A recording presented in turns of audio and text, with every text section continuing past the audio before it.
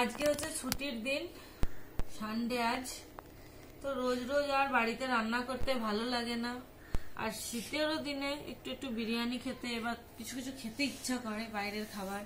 তাই আজকে আমরা বাড়িতে রান্না না করে অর্ডার করে ফেললাম পাটনার ফেমাস দোকান বিরিয়ানি মহল থেকে বিরিয়ানি।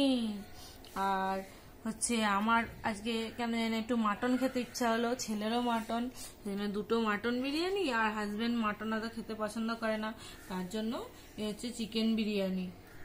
মাটন বিরিয়ানিতে এরকম একটা মাটনের পিস আর এই যে এরকম পিস দিয়েছে, আর চিকেন বিরিয়ানিতে এরকম চিকেনের পিস। এই হচ্ছে আজকের আমাদের লাঞ্চ।